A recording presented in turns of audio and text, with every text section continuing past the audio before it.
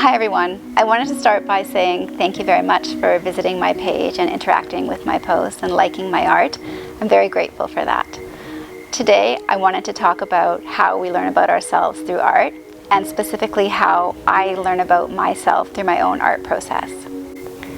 When I'm choosing the subject of art for myself, I attune to the kind of mood that I'm feeling or things that I'm processing in my life. Sometimes it's something that I've watched or read or learned about, and I want to understand and interact with it further through art. And other times, if it's a commission, I want to learn about what that individual is interested in exploring as well, and I want to see how I can hold their interests and my interests together as I go forward and create a painting. When I'm conceptualizing the elements of a painting, I'm often thinking about the stories that those images hold. I want to think about the emotions and the expressions of the images that I want to create. I think about the colors and the relationships of the colors to the emotions.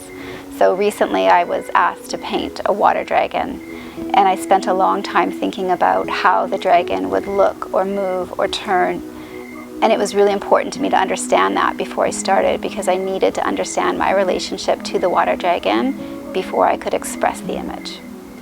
The images that I'm painting connect to memories and stories in my life, so they allow me to express what I'm feeling. But when I was little, I was very sensitive, and I had so many emotions that I was always feeling.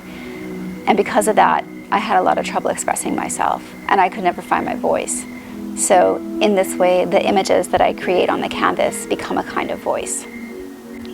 When I'm painting, and especially right now, I'm doing a lot of experimenting with different paints and different textures. So in this way, I am working with chemicals to create new effects in paint, and I'm adapting and I'm trialing and I'm failing a little bit too. So I'm learning that I'm creative and that I can pivot really quickly, and that I can also manage my own chaos a little bit. But I'm also learning on a deeper level that there's no masking when I'm painting. It's a completely limitless experience. I can let go and feel every emotion, every frustration, every rage, every love. Everything that I'm feeling is moving through me when I'm painting, and there's no hiding anything. And I think that's an incredible space to explore. I think there's been times when I've been surprised by my paintings, because sometimes I have this conceptual idea of where I'm going to go in the painting, and for some reason what transpires is different. So for example, I had this idea of a weapon that I really wanted to paint in this particular piece of art, and it was red and it was angry and it was violent, and for some reason I kept painting over it again and again and layer after layer, and it was like I was in this conversation with myself that I couldn't fully understand, that it needed to be a different way than I wanted it to be.